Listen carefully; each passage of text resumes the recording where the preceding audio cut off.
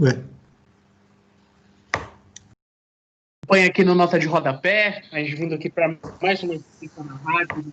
E antes de apresentar aqui o nosso convidado, só dando aqui os recados gerais, você que está na rádio, abra aí uma aba no seu computador, vai no YouTube, tem nosso canal Nota de Rodapé, se inscreva lá. A gente tem, além dessas entrevistas, a gente tem vários outros conteúdos e a gente acha que pode ser de muito bom proveito para você. Não perca a oportunidade. Lá no nosso Instagram também, a Nota de Rodapé, vai lá dar uma olhada no nosso trabalho. A gente sempre está fazendo bastante divulgação lá de curso, lançamento de livros. Às vezes a gente faz até sorteio de livro lá também. Enfim, vai lá dar uma olhada nas redes sociais, nos sigam para poder acompanhar melhor nosso trabalho. Mas hoje, eu tenho aqui o prazer de conversar com o pesquisador Matheus Serva Pereira, que não está no Brasil, está em Portugal. Estamos atravessando as fronteiras. Nota de Rodapé será grande. Matheus, muito obrigado aí pela sua presença e topar o convite para conversar com a gente, viu? Eu que agradeço, Jonathan. Vamos aí conversar, trocar uma ideia. Você não está no Brasil, você está em Lisboa, certo? Eu estou em Lisboa, já tem um certo tempo. Eu faço esse trânsito, na verdade, entre Rio de Janeiro, São Paulo, mais especificamente Campinas, Lisboa e Maputo, em Moçambique, desde 2011, pelo menos, quando eu comecei a pesquisar Moçambique no período colonial, do final do 19 e início do 20. Então, eu dizia que eu ficava numa ponte aérea gigante. Parece uma loucura mesmo. E esse trânsito todo, antes da gente falar especificamente da sua pesquisa, da sua trajetória, como é que estar em todas essas localidades, e eu digo assim ao mesmo tempo, porque você não mora necessariamente em um desses lugares, você sempre está nesse trânsito, né? Como é que isso te muda a perspectiva como historiador mesmo, como pesquisador, porque você está sempre em contato com muita gente de diferentes culturas, com muitos historiadores com diferente background. Como é que isso moldou um pouco assim o pesquisador Matheus versão 2020? Cara, é muito interessante fazer esses exercícios, né, de auto-revisitar a trajetória individual. Eu vou tentar não cair na ilusão biográfica lá do Bourdieu, aquelas coisas todas. Mas é impossível. Acho que eu, fazendo esse exercício, eu não consigo. Outra pessoa talvez consiga, mas eu não consigo. Vou tentar, pelo menos. Mas, assim, o que é muito curioso, minha carreira, sei lá, começa na UF, quando eu entro na graduação, na Federal Fluminense. Talvez esse seja a primeira coisa que eu posso perceber com esse meu trânsito. Eu não falo mais as siglas só das instituições. Eu falo as instituições completas. Porque as pessoas não necessariamente reconhecem de onde você é ou qual é a sua trajetória. No Brasil, se você fala assim, eu fiz a graduação e o mestrado na UF, quem é da história normalmente sabe qual é a sua trajetória, alguns dos professores que você conviveu e tal. Em Lisboa, não necessariamente, em Maputo, menos ainda. Então, você tem que... Eu acho que uma das vantagens, e que ao mesmo tempo é desvantagem, é você precisa dominar muito bem aquilo que você está falando. Você precisa explicar muito bem, deixar tudo muito bem pontuado, porque senão perde-se. E isso eu só fui perceber quando eu saí do Brasil, para estudar esse tipo de coisa. E quando eu saí, inclusive, não só do Brasil enquanto fisicamente, mas quando eu saí do Brasil para estudar outras coisas além do Brasil. Porque o meu mestrado é sobre o movimento quilombola, no final do século XIX em São Paulo. Então, enfim, tem uma coisa que é mais comum, né? Quando eu escrevia no texto assim, no país. E assim, no país é o Brasil, né? Mas se eu estou escrevendo para um público português que vai ler isso, eu falo, no país qual? Cara pálida. E aí, quando você estuda, então, Moçambique colonial, e depois eu fui estudar o pós-colonial também, então você tem que explicar, são coisas básicas, simples, e que ajudam muito a gente inclusive, ler a documentação depois, eu acho. A gente se torna sempre um estrangeiro, e é um estrangeiro não só no tempo presente, mas também na documentação do passado. E aí você precisa explicar, e torna-se curioso também, você fica uma pessoa, acho que mais curiosa, pelo menos no meu caso foi assim, em desvendar essas coisas. Enfim, Você acha que o historiador é um sujeito bairrista? dependendo do que você pesquisa, sim.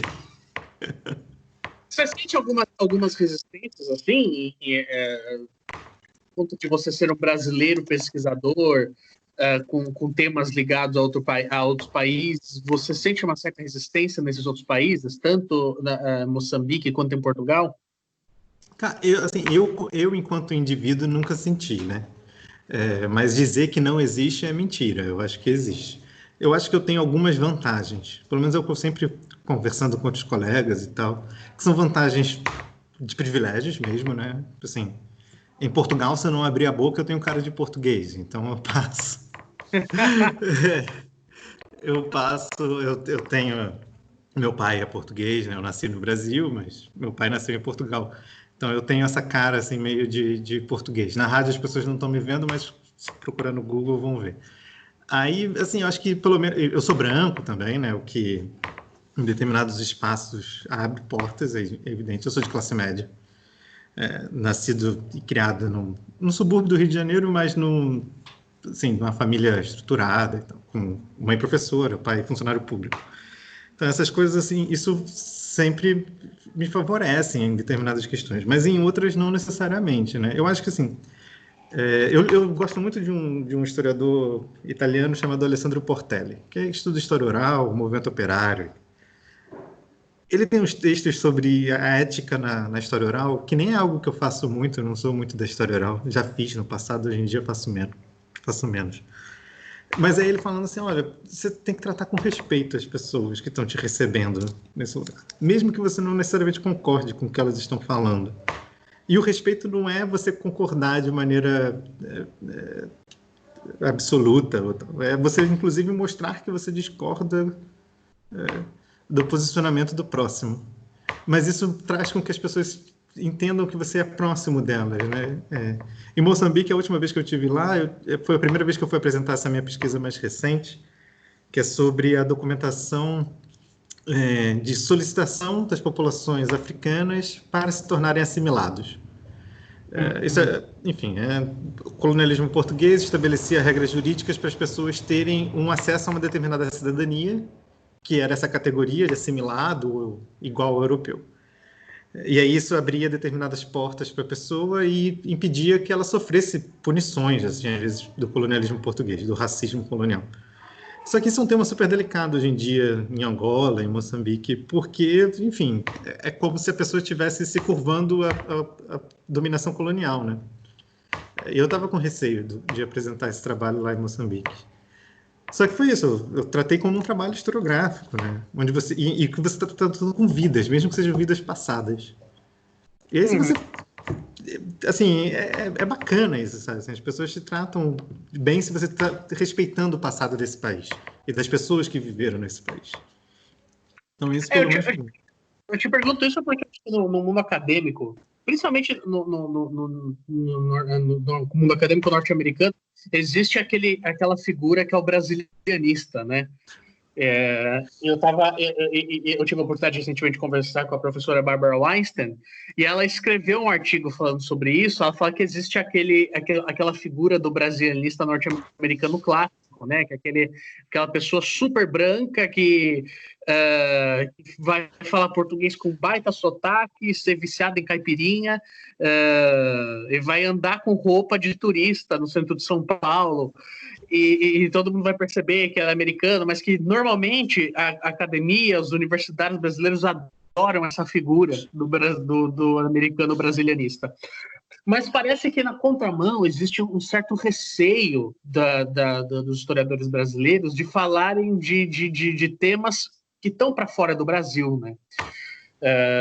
E sim, você tem um número assim, muito pequeno na minha visão de historiadores, por exemplo, que falam sobre uma história da Europa fora da perspectiva lusófona, ou que vai falar do Oriente Médio e vai se propor a escrever talvez trabalhos de fôlego. Claro que existem, né? Mas você vê que a maioria ainda é mais focada ou na história do Brasil, ou no mundo lusófono.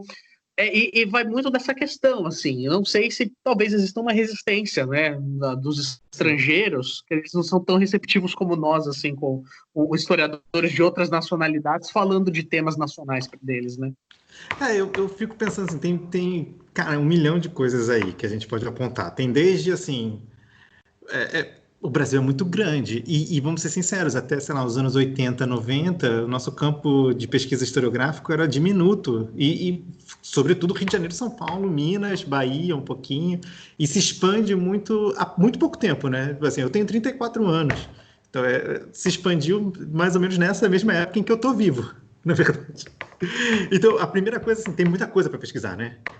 Tem muita coisa nova e tem muita coisa para ser revisitada. Então, porra, só aí você já abre um campo de trabalho também gigantesco. Eu acho que isso é um dos fatores. Então, é um pouco do porquê que a gente não sai tanto, né? Porque, bom, a gente ainda tem muita coisa para fazer dentro. E isso está muito relacionado à história política do Brasil, à história social do país, ocupação a própria ocupação do país, né? Majoritariamente no litoral do país. Quase todas as universidades estão nas grandes capitais, isso só cresce a partir dos anos 2000, outros programas de pós-graduação. Então, isso já é um fator que eu acho que implica. Tem um pouco da síndrome do vira-lata, talvez, da gente gostar muito dos outros. Agora, tem uns. Eu estou me lembrando do Bob, do Robert Slanes, da Unicamp. Ele é um amor, né, gente? É um carinho. E nós temos a vantagem. Agora, a outra coisa também, talvez sejam duas. A dificuldade é dinheiro. É caro fazer pesquisa de outros países. É muito caro. Tem relatos de amigos que começaram a pesquisar Moçambique, que no início dos anos 2000, nessa onda de estudar a África e tal, né? Era mais barato do que viajar hoje em dia, mas também, assim, ele ia vender a Havaiana, né, em Maputo, para conseguir custear a passagem, por exemplo. A hospedagem e o dia a dia da cidade não é tão caro, mas só a passagem e visto que você tem que tirar é muito caro. Então, se você não tem políticas fortes de financiamento de pesquisa para custear esse tipo de pesquisa, a gente não consegue fazer. E tem um limite. Mesmo que a gente tenha história digital hoje em dia, arquivos digitais que ajudam muito, você consegue fazer muita pesquisa. Inclusive, você consegue fazer pesquisa mais rápido, não só com esses arquivos, né, mas viajar e tirar foto da documentação. Ou seja, o seu tempo de arquivo acaba diminuindo um pouco, mas é muito caro, né? Então, pô, para o Brasil, você sair do Brasil para fazer esse tipo. O que é diferente da América Latina. Eu acho que tem muito brasileiro estudando a América Latina. Sim. Né, Argentina, Chile, Colômbia. Ou seja, a gente consegue lidar. E aí tem a barreira da língua, né? Sim, de fato. Você citou o Bob Slanes, né, da Unicamp. Eu faço doutorado lá. Eu lembro na primeira reunião do Secult, quando o Bob Slanes apareceu, que eu comentei com a minha orientadora que, nossa, eu queria saber quanto é que ele cobrava para ser meu avô, assim. Porque é uma pessoa muito maravilhosa mesmo. Sim. Não, e ele é um cara que ele não gosta de caipirinha, necessariamente. Ele gosta muito de pizza de abobrinha. Mas... Exótico. E teve uma festa junina que eu fui com ele que ele levou jiló em conserva, vai entender, assim. Mas... Historiador, ele é um bicho com manias esquisitas mesmo. Não tem problema. Agora, eu estou tendo a oportunidade de conversar, na verdade, agora, pela primeira vez, com alguém que participou do Interlocuções. Então, eu posso fazer essa pergunta pela primeira vez. Como é que foi conversar com o Frederick Cooper? A gente teve essa oportunidade de sabatiná-lo. Como é que foi que você viu essa conversa aí com ele? Talvez eu faço muitas digressões, então se você quiser me cortar, pode me cortar, e eu falo muito normalmente. Isso pode ser um mal de professor, historiador, sei lá. Aproveita. Coisa carioca de Vila Isabel, crescendo em botequim, pode ser alguma coisa assim também.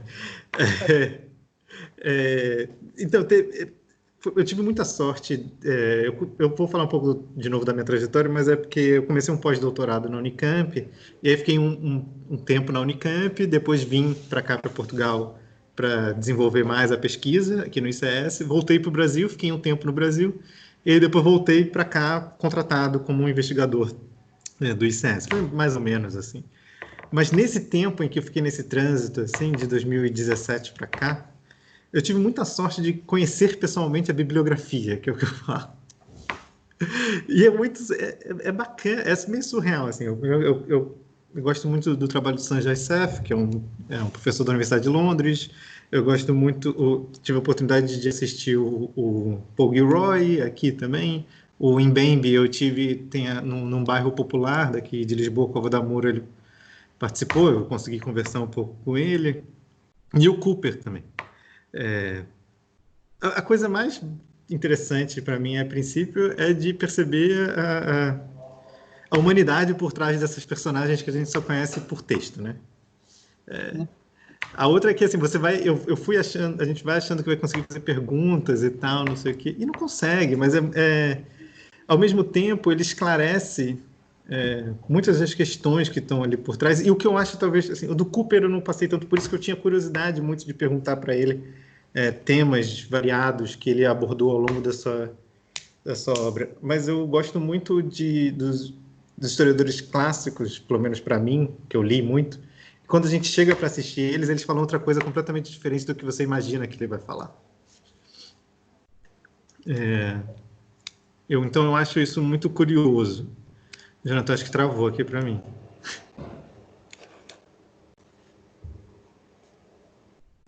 Caiu.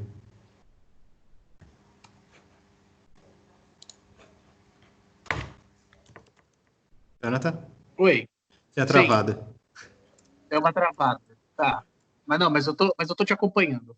Tá, eu só vou, então, porque assim, eu acho que, eu me lembro que a primeira vez que eu vi o Giovanni Levi na UF, quando eu estava na graduação ainda, todo mundo foi esperando que ele fosse falar de microhistória ou qualquer coisa assim. E aí ele começou a falar dele dizendo que não ia falar de microhistória, ia falar de macrohistória. Então, Decepções. não, então, foi isso, quase que foi um banho de água fria para a maioria das pessoas.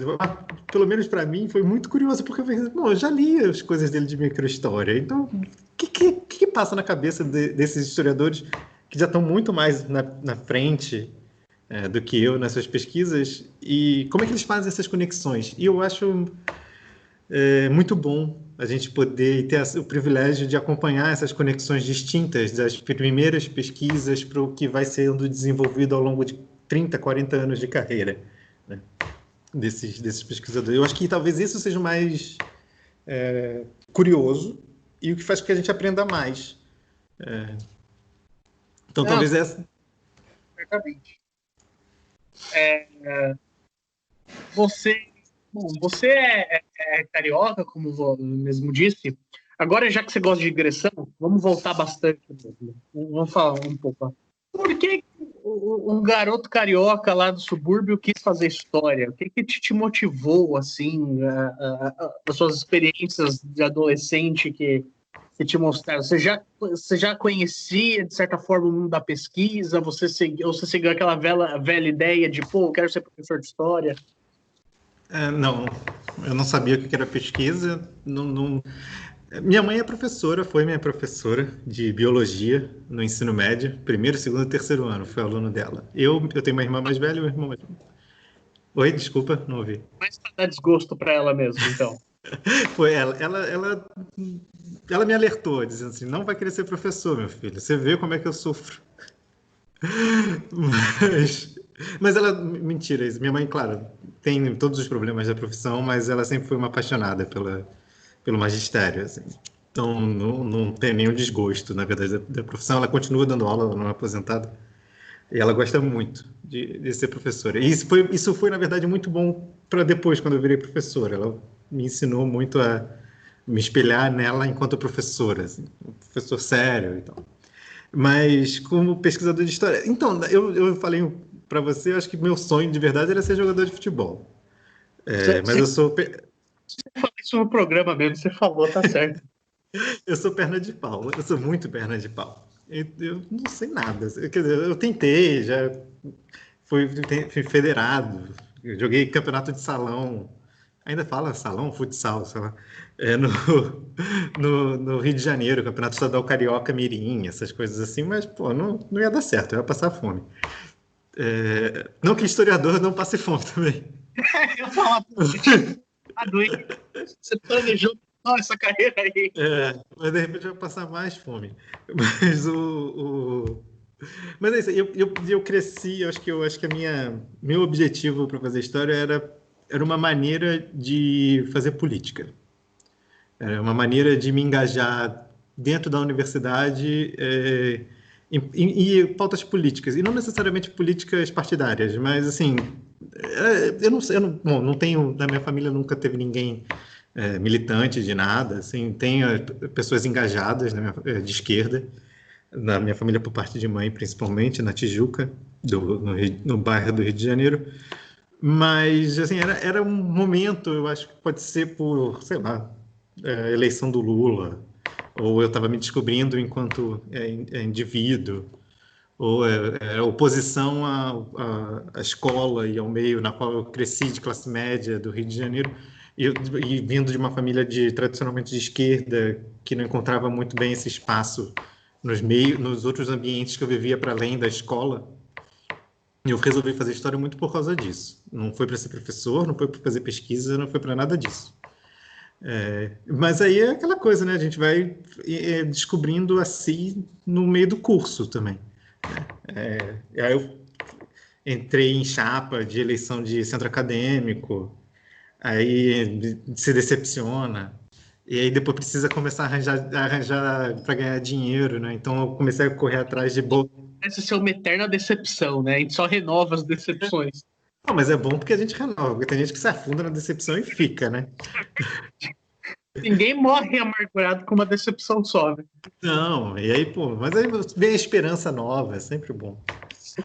Mas eu acho que eu comecei a correr atrás de bolsa de iniciação científica, e calhou de eu ter feito um curso com a Marta Abreu e a Hebe Matos. Quer dizer, Marta Abreu acho que me deu a América 2, que é América colonial, e a Hebe Matos Brasil 2. E elas estavam iniciando um projeto sobre quilombos, música negra, memória e poesia, o nome do projeto, e estavam procurando bolsistas de iniciação científica.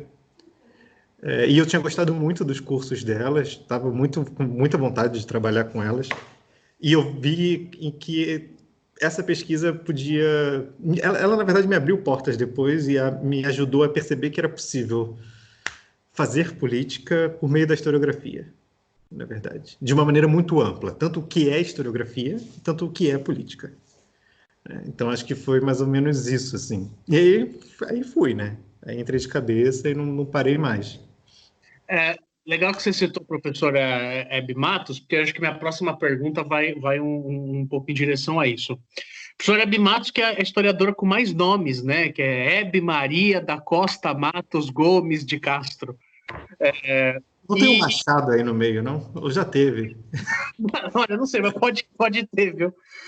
E interessante porque você, na sua trajetória na UF, na Federal Fluminense, falando de graduação e mestrado, você trabalhou com a professora Hebe Matos e com o Marcelo Bittencourt.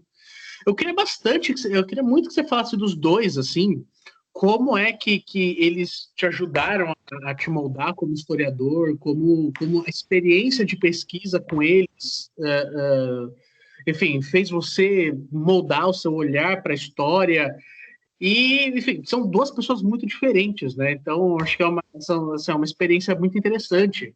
Queria que você comentasse sobre isso, assim, da relação com os dois mesmo. A Hebe e a Hebe Matos, é engraçado, ela tem esse nome gigante, mas ela foi diminuindo ao longo do tempo, né? Se você for pegar o primeiro livro dela, eu acho que tá, na primeira vez que publicado tá assim enorme, e na última já está só Hebe Matos. Acho que não tem mais os todos. Isso pode ser amadurecimento, né? Pode ser. O bom é que eu já tenho um nome pequeno, então não vai mudar isso. Mas a Hebe e o Marcelo Bittencourt, na verdade, foram sempre... A UF foi fantástica comigo, eu não tenho do que reclamar. Tanto com professores como com colegas e amigos, que foram amigos e amigas. Eu entrei na... Isso foi muito bom. Eu entrei na segundo semestre, noite. Então, ou seja, é a galera mais velha que trabalhava. Eu era um dos mais novos da turma. Então, isso foi muito importante para aprender significados da vida distintos daquelas pequenas bolhas que a gente vive. onde também não existia muita rede social na época.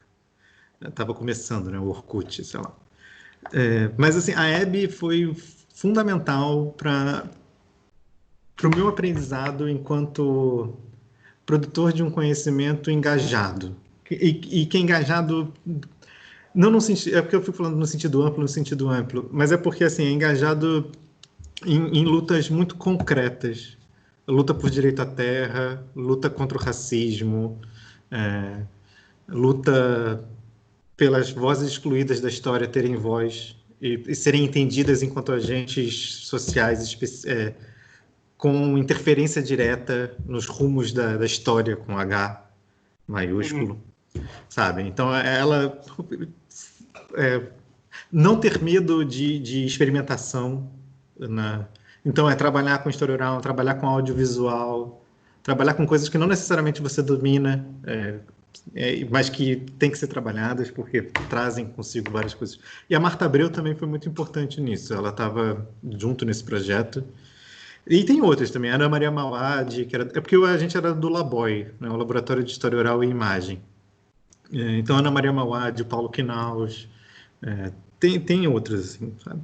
Agora, o mais curioso é que o Marcelo, eu brinco com o Marcelo falando que eu sou mais antigo do que o Marcelo na UF, porque eu entrei antes dele como aluno do que ele como professor. Então, eu acho que a minha turma foi uma das primeiras a ter História da África com ele. Era o período em que estavam sendo contratados os professores, né? Eu entrei em 2004, ou seja, a lei tinha sido em 2003, já a lei das 1639. E aí as universidades estavam começando, as universidades que não tinham ainda, né, professor de História da África, estavam correndo atrás, começando a correr atrás desses profissionais. A UF, a primeira matéria de África que eu fiz, na verdade, de História da África, não foi com o Marcelo, foi com a Hebe, inclusive. Aí depois eu fiz uma da História da Escravidão com a Marisa Soares. Grande Marisa E aí, Soares. só depois é que o Marcelo Bittencourt começou a dar os cursos dele. Aí entrou o Gebara, entraram outros para dar esses cursos. E aí eu pensei no mestrado, eu tinha feito uma disciplina com o Marcelo, tinha gostado muito, tinha me dado muito bem com ele. E no mestrado eu entrei e a Hebe não ia poder ser mais minha orientadora, porque ela estava com aquele limite legal de número de orientandos. Bom, é isso, né? E aí, coisas da vida. Ela me indicou o Marcelo. Falou assim: ó, Matheus, você entrou, vai ter bolsa, eu não vou poder te orientar oficialmente, mas você já estava querendo pesquisar a África.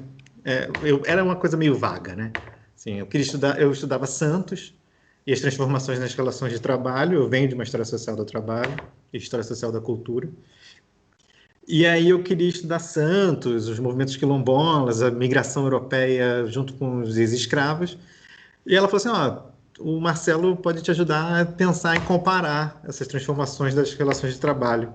Eu acho que tinha acabado de ser publicado os primeiros textos do Cooper em português, também o Além da Escravidão.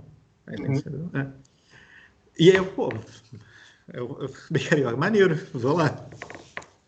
Vamos ver o que eu faço. E eu fui e comecei. Aí no mestrado não deu para estudar Moçambique, porque a gente só tem 2 anos, né? Então não dá.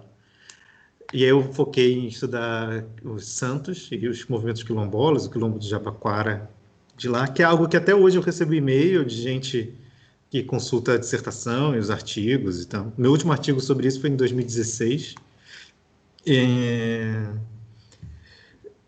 O Marcelo começou a me indicar bibliografia de estudos africanos, e ele talvez a Lucilene Reginaldo, depois na Unicamp, a gente pode falar disso também, mas são orientadores que leem o seu trabalho. E por mais que eles não dominem a especificidade dos contextos que a gente está analisando, eles fazem análises muito criteriosas da sua capacidade interpretativa e metodológica da documentação. E te apontam para caminhos interessantes e bons para serem seguidos. Eu acho que o Marcelo me ensinou muito isso. E o Marcelo é um cara muito bacana. Então, também é uma pessoa que consegue trazer uma leveza para um trabalho historiográfico que às vezes é muito sisudo. É muito sisudo. E não precisa ser, sabe? Dá para ser feliz. Escrever é prazeroso. Sabe que eu li muita coisa do Marcelo Bittencourt porque eu trabalhei com futebol na África, né? No mestrado. E o Marcelo Bittencourt, apesar de ele falar mais do futebol na África lusófona, foi muito bom ler os trabalhos dele. Ele parece um sujeito bem interessante que eu nunca tive a oportunidade de conhecer pessoalmente. Mas você também, no pós-doc, teve essa relação com a Lucilene, né? Que já é bem diferente dos dois também, né? Sim, eu acho que o curioso, esses três pesquisadores são de origens muito distintas, formas muito distintas da vida, né? Mas são todos muito fantásticos, cada um das suas coisas. A Hebe foi minha primeira chefe da Bolsa de Iniciação Científica, Marcelo, meu orientador no mestrado, e foi muito para linkar com aquela primeira pergunta sua, foi o Marcelo que me estimulou a sair da UF, inclusive. Eu estava terminando o mestrado, aí ele falou, você quer fazer o doutorado? Eu acho que você tem perna, vai fazer.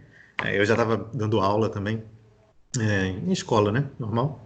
Uhum. Já tinha dado. Aí ela falou, vai fazer o doutorado, vamos ver o que você... E ele falou assim, não faz na UF, porque o ideal é que você saia daqui. Tendo a oportunidade, sai daqui, vai fazer outras coisas, vamos ver para onde você vai. E aí foi por isso que eu vim primeiro fazer o doutorado aqui, na Universidade Nova de Lisboa. E aí, enfim, problemas financeiros e burocráticos. Eu ganhei uma bolsa para ficar aqui, mas eu não consegui tirar a bolsa porque tinha que ter cidadania portuguesa, enfim, enrolos. Voltei para o Brasil e fui para a Unicamp. E aí parei com o Lucilene, que foi formidável. E eu acho que isso talvez seja uma dica minha como um historiador um pouquinho mais velho. Se puder, se não puder, continua. Vai ser bom do mesmo jeito. Mas se puder circular por instituições, pelo menos, a gente aprende muito com isso. Você ficou 2 anos em Portugal antes de ir para a Unicamp. Eu fiquei 1 ano e meio. Eu fiquei de 2011 até 2012. Aí em 2012 voltei para o Brasil para resolver burocracia e fiz a prova do doutorado da Unicamp. Porque eu não consegui transferência, eu fiz a prova de novo para entrar. E aí comecei em 2013 na Unicamp e larguei aqui.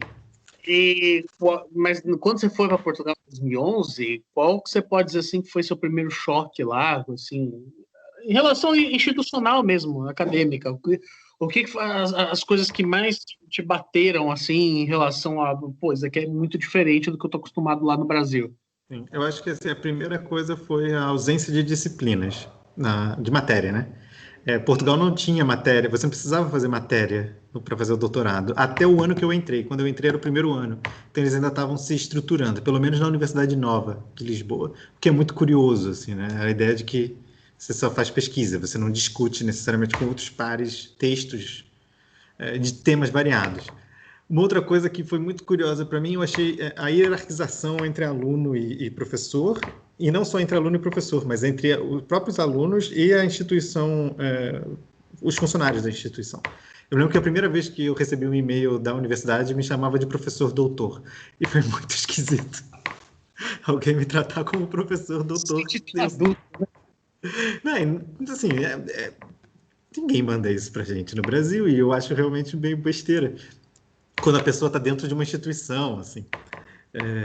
Quando, sabe, o cara me conhece, o secretário, eu sou só um aluno, não era mais nada do que isso. Então, essa hierarquização também foi curiosa de lidar. E não é que seja ruim ou bom, mal, ou certo, mas é diferente. É um pouco, sabe, assim, então eu acho que diz muito sobre a própria academia e a relação da sociedade com essa academia, com essa universidade. Tanto por valorização excessiva, às vezes, eu acho, do saber acadêmico, ou do título, né? Mais do que do saber em si. Mas falar isso talvez seja arriscado hoje em dia. Você acha que em Portugal existe uma amplitude maior para esse espaço do que a gente chama de historiador público, de intelectual público?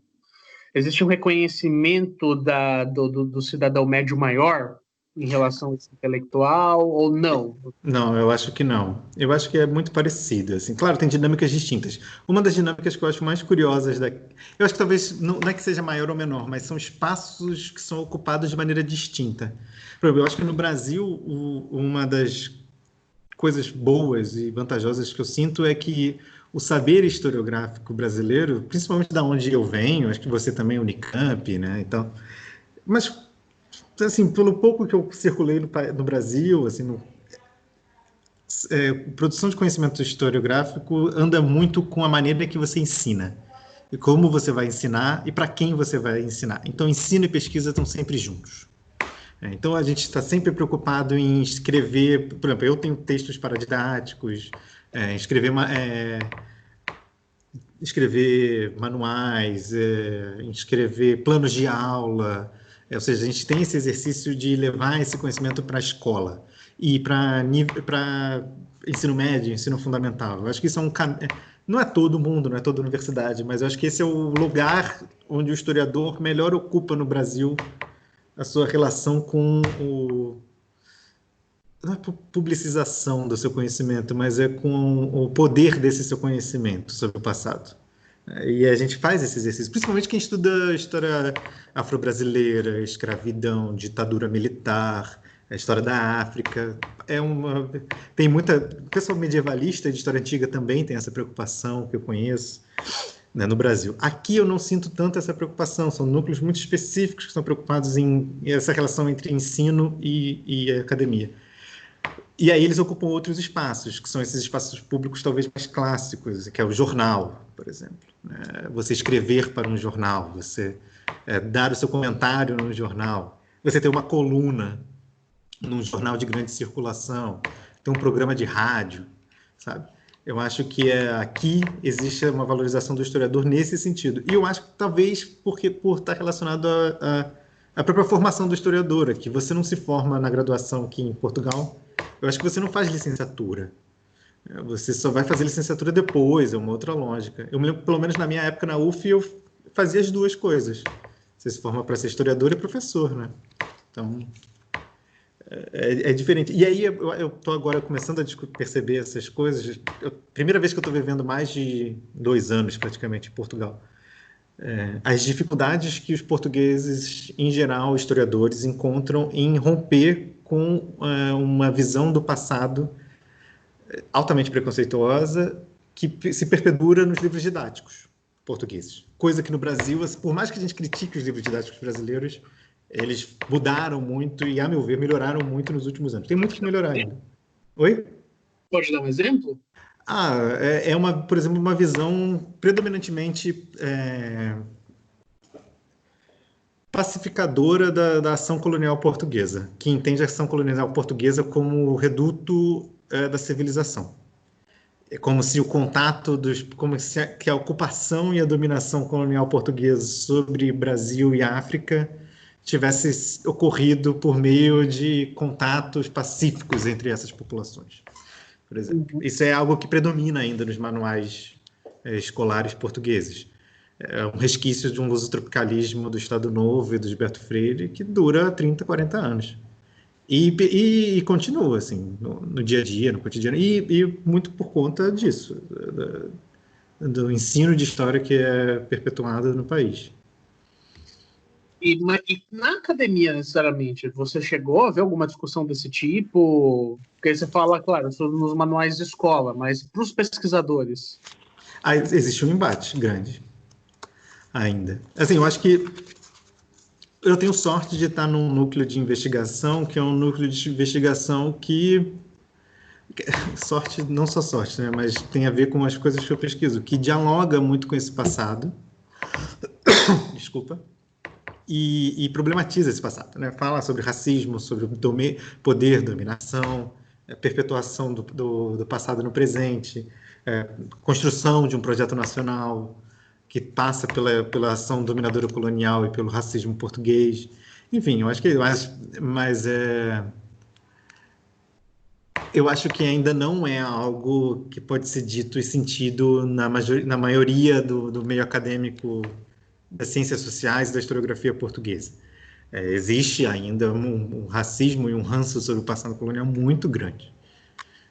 E é até, às vezes, assustador essa perpetuação, até por conta das movimentações políticas contemporâneas em Portugal e da ascensão de determinados grupos de extrema-direita que levantam bandeiras afirmativas sobre a inexistência de um racismo em Portugal.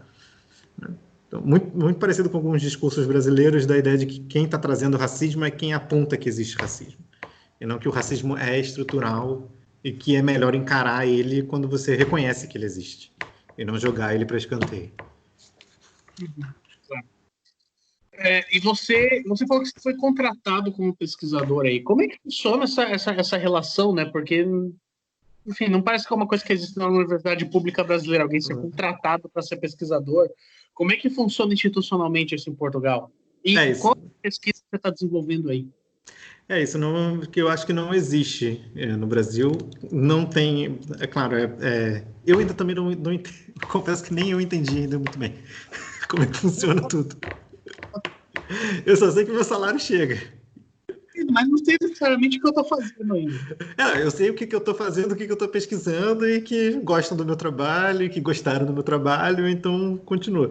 Mas basicamente é assim, pelo que a minha pequena experiência pessoal e tal, existem várias categorias de contratações de pesquisadores, né? Tem desde os que eles chamam de precários, o que é o absurdo, né, da precarização da mão de obra, que não que passa, claro, pelos trabalhadores de aplicativos e tal, mas passa também pelo trabalhador acadêmico, né? Então tem os precários, que são pessoas que são contratadas com bolsas, mas que não tem nenhuma é, vinculação oficial, então não recebe férias, não recebe bônus Natal, que é o que eles chamam aqui, tipo um 13º, não contribui, você tem que tirar do seu próprio salário para contribuir com a Previdência, né, e com o amparo, tipo o INSS, né, do Brasil.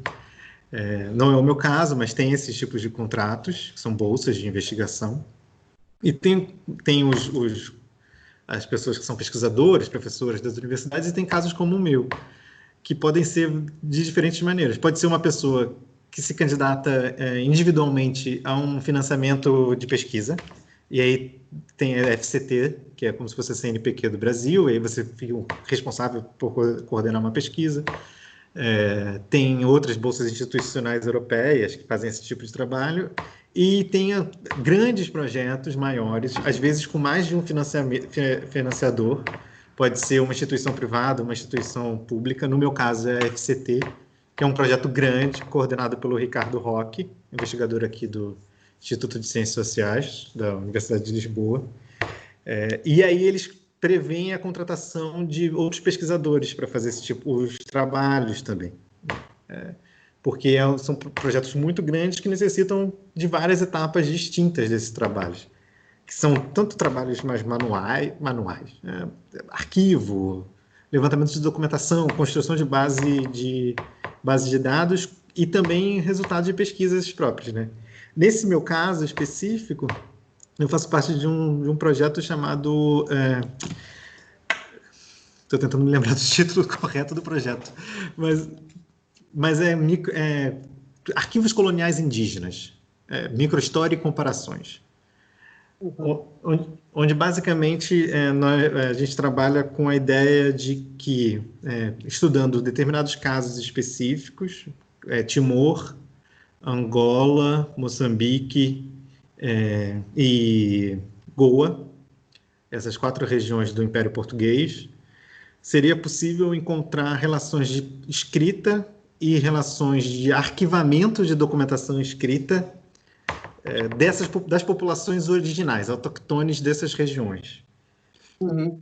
dentro dos próprios arquivos portugueses. Então, são os arquivos coloniais portugueses. A gente está agora precisando no Arquivo Histórico Ultramarino. E aí, vasculhando esse arquivo, procurando práticas de escrita e práticas de arquivamento feitas pelas próprias populações. Por exemplo, o arquivo do Reino do Dembo, a documentação escrita pelos sultanatos do norte de Moçambique, são os livros de determinadas regiões de Goa, onde as populações registravam compra, venda, terra, posse. E aí é para discutir um pouco essa prática da escrita e do arquivo, como isso altera, inclusive, as próprias relações de poder e dominação. Eu entrei nesse projeto, ele já estava em andamento, eles estavam procurando alguém para contratar, teve é um concurso, na verdade. Você faz, se candidata, tem outras pessoas que concorrem, faz uma entrevista, tipo essa. Não, essa é mais tranquila. Isso é mais né? Faz uma entrevista, escreve uma carta, um memorial, e propõe um projeto. de pesquisa. Né? Eu não tinha ainda Moçambique no projeto original. Eu propus um projeto para Moçambique.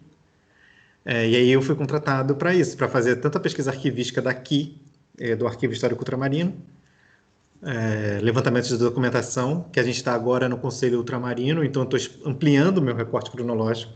No pós-doutorado eu tinha ampliado para o pós-colonial, agora eu estou ampliando para antes do século XIX, vendo as caixas desse período.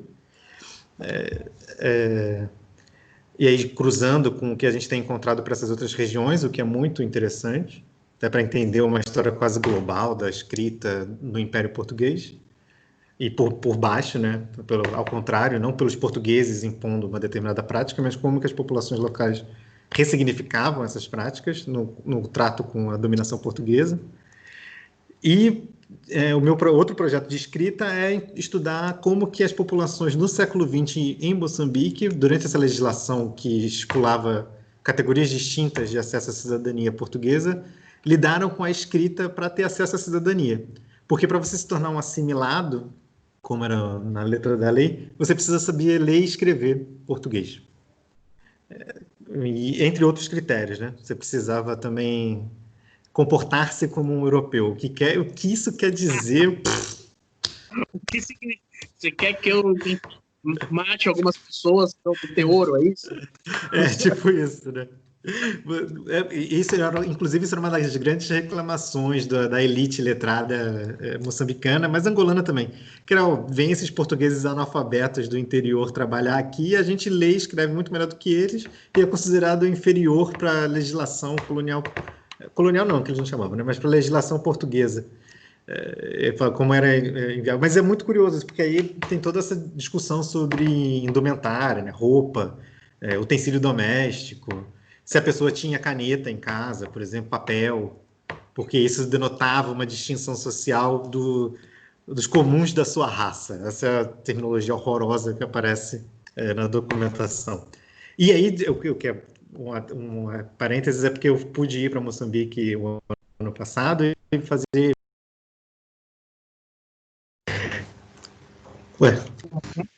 Caiu ali. Um primeiro apanhado dessa documentação. E aí tinha um administrador colonial muito mal, assim, muito babaca. E o cara falava mal da casa das pessoas e tal, porque era isso, ia alguém para fiscalizar a sua casa, para saber se você dormia em cama, ou se sua casa estava bem limpa. Então, para os colegas historiadores que nos acompanham, sempre perguntam: é possível você ter ranço da sua fonte? Sim, Matheus mostra que sim. Você claro pode ter ranço do seu objeto de pesquisa. Sim, claro. Assim, claro, meu objeto de pesquisa não é a administração colonial portuguesa. E nem a relação do poder contra isso. É o olhar contrário, né? As entrelinhas, o de baixo. Tanto que eu adorei quando você vai torcendo para encontrar as coisas, né? E você vai torcendo pelas pessoas que vão aparecendo.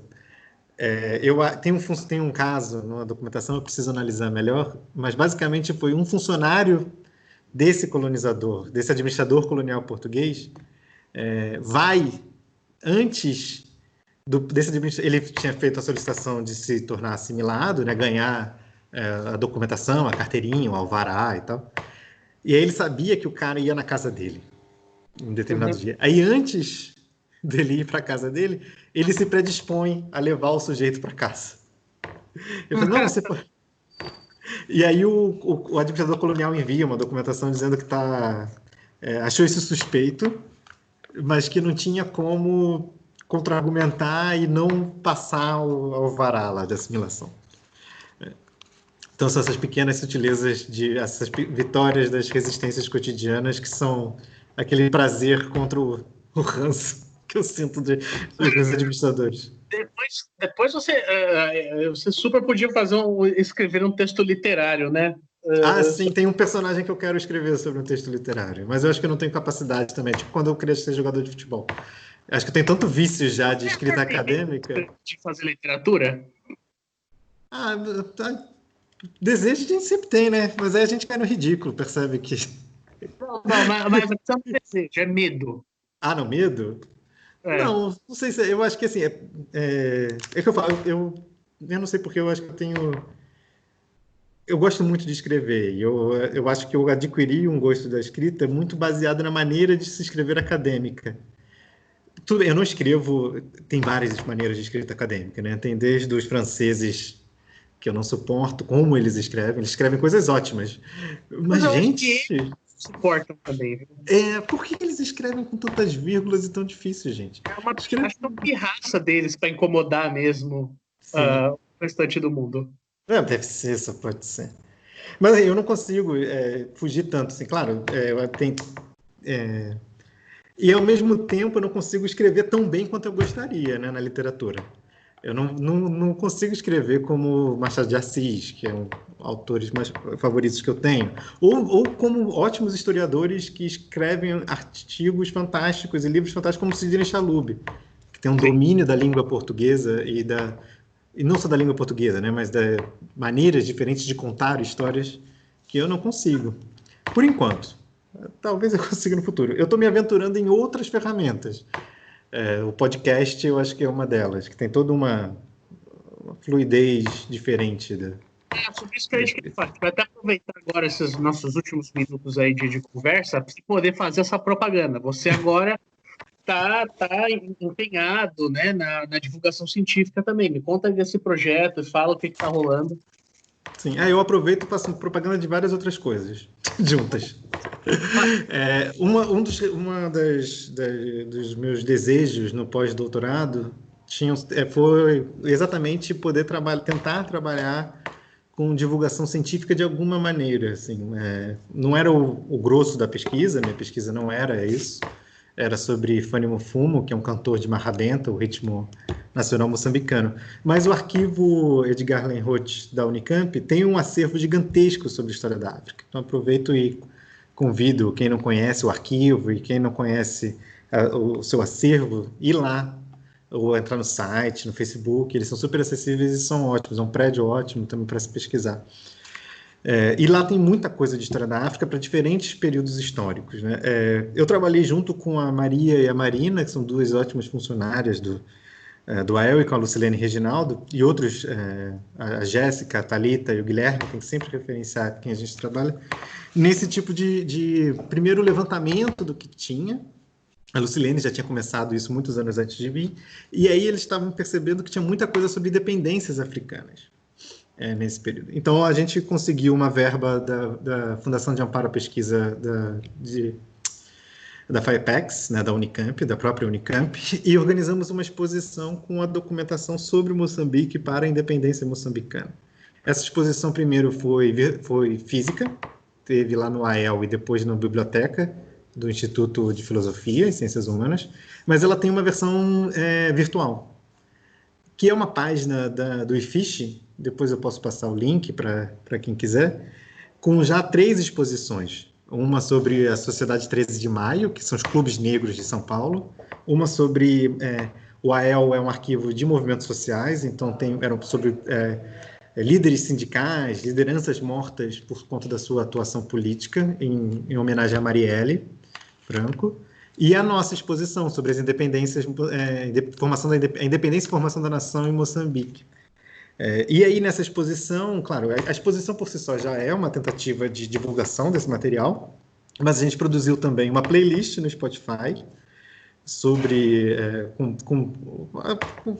você nunca escutou nada de música africana, nada. Então, é uma tentativa de fazer com que as pessoas tivessem acesso a esse apanhado geral que a gente fez. Eu, Amanda Palomo, Alexandre Reis e Matheus Berger, que são outros pesquisadores de música africana em diferentes regiões do continente, e também planos de aula. Dito isso, depois, assim, quando eu vim para cá, para Portugal, para trabalhar aqui, eu me deparei também com um desejo muito grande do grupo de investigação que eu faço parte, que é o Império, Colonialismo e Sociedades Pós-Coloniais, de divulgação científica deles daqui. Eles não sabiam muito bem o que fazer. Veio a pandemia, a gente começou a ter as reuniões virtuais e a gente resolveu gravar uma delas, que foi uma discussão sobre a estátua do Padre Antônio Vieira da Costa, erguida em Lisboa em 2017.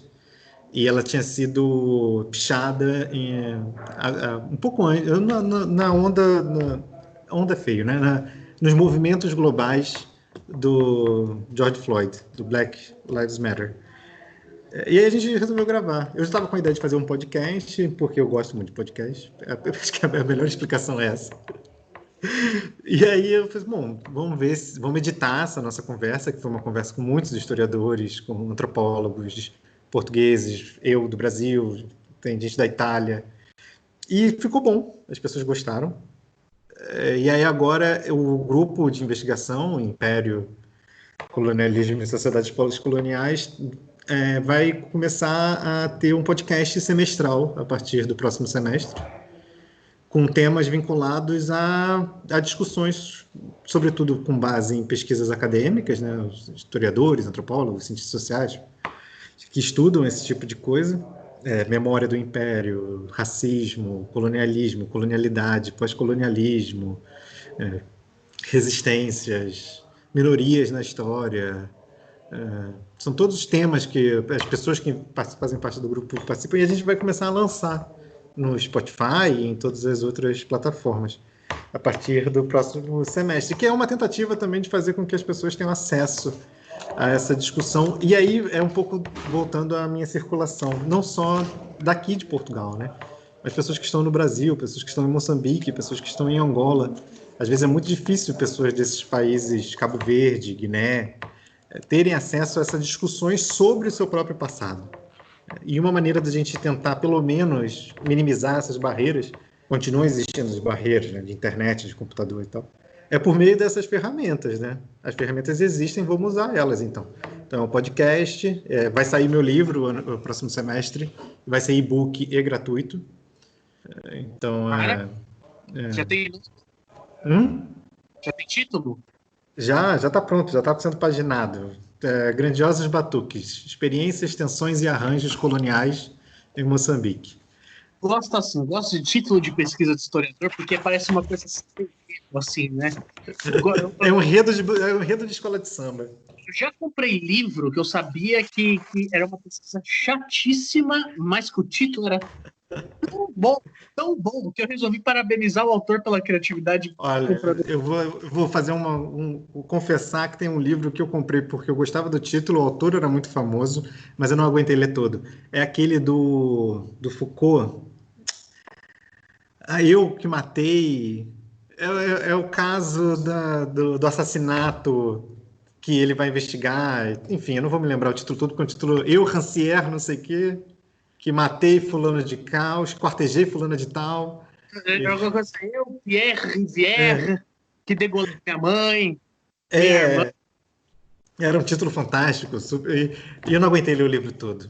Esse livro, eu tenho ele aqui, mas na verdade eu ganhei, e o título é sensacional.